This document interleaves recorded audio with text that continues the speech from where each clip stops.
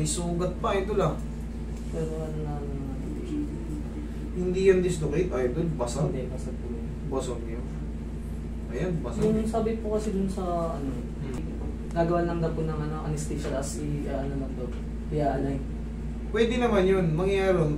Kaya Kaso ka lalagyan ng anesthesia. Nung una pa Kasi po, sobrang pain to. Tama yun. Ganun ang procedure talaga. Alam mo kung bakit? Mahahabol pa yun. Hindi man 100%. Pag tinurukan ka kasi rito, kahit ako gumawa na, kaso ano lang ako dyan, kumbaga mag-o-oriente ako dyan, hindi ako pwede talaga. Intensive ano yun malpractice ako dyan. Pero kung may kasama akong siyang anesthesiology, siya magtuturo, kaya kong ayusin yan, 95%. Hatakin ko kasi yun, idol, na wala kang mararamdaman masakit. I-align ko, kahit basag siya, ma-align siya ng hindi ganito. Kasi ito, nakagalingan na, patay ka rito, ganito na to. Yun ang masakit na katotohanan, idol. Isa na yan. Ayan, basag kasi, tingnan mo, ayan. Basag yan, bangal yung bangal yung buto mo na yan. Kita ba? Basag yan. Ayan, at saka yung bumilog na yan. Yung bumilog na yan, biyak yan. Ito, biyak yan.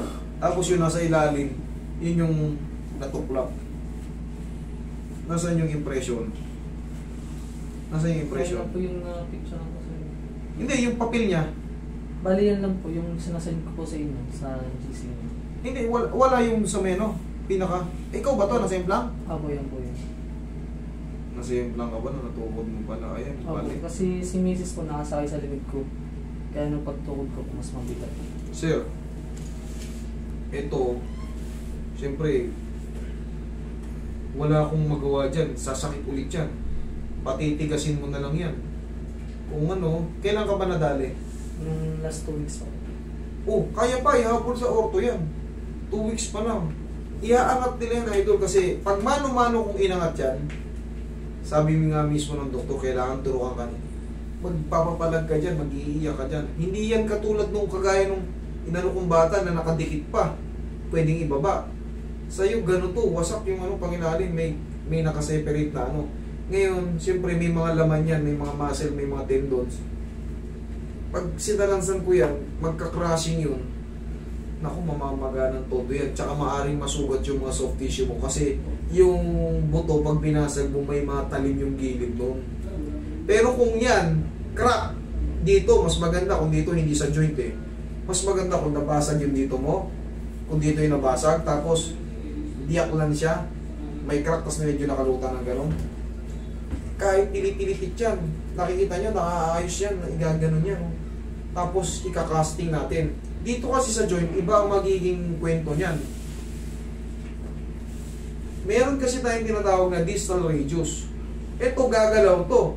Mapapagalaw ko to, pero yung may iwang proximal bone, yun ang magpapasakit sa'yo ng todo.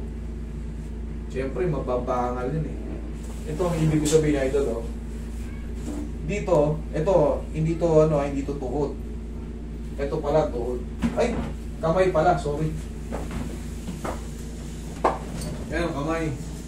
Yung dito mo, basag to. Ngayon, malalagot ito ngayon. Malalagot siya mga yan.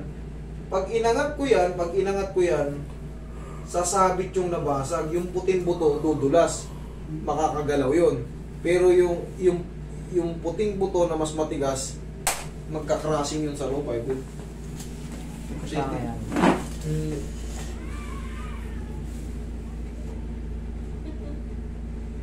Idol, mapagagaan ko lang pakaramdam mo pero hindi ko maayos. Honestly speaking. Pero maayos naman po siya ng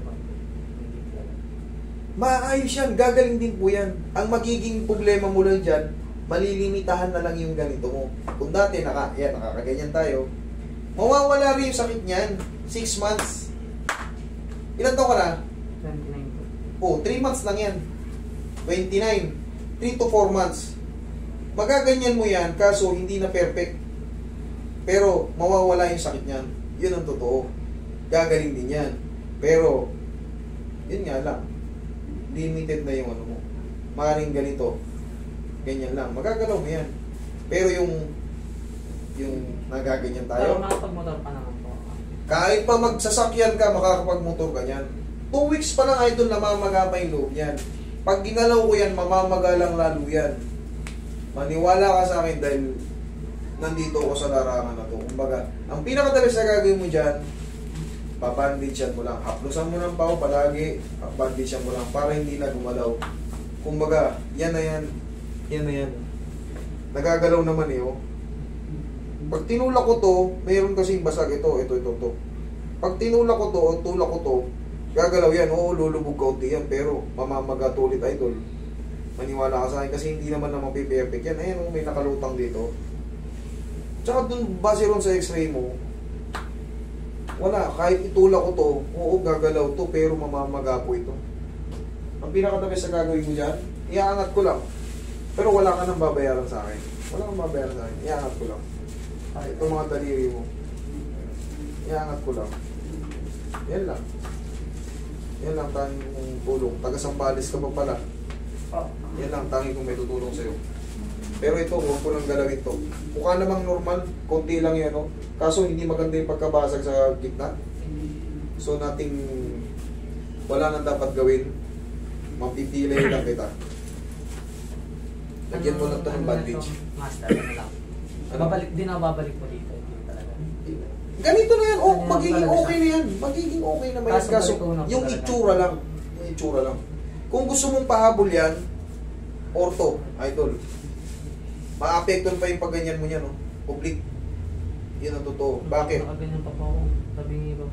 Kita mo full trauma pa, idol. Hindi pa yung pwedeng galawin. Hindi yan ordinaryong pilay. Basag ang buto mo eh. Pag ginalaw ng mga ordinaryong mga hero dyan, lalo ka lang masasaktan. Huwag mo munang pagalaw. Kaya mo lang mong tumigas. 3 months, magaling ka na. Makakapagmotor ka na yan. Kaso nga lang, limited nga lang. Sinabi ko sa'yo, malilimitahan yung ganito mo. Kulang yung ganito mo. Wala. Yan ang consequences ng aksidente. Okay? Ang ganyan, huwag kayo magbayad sa akin. Okay?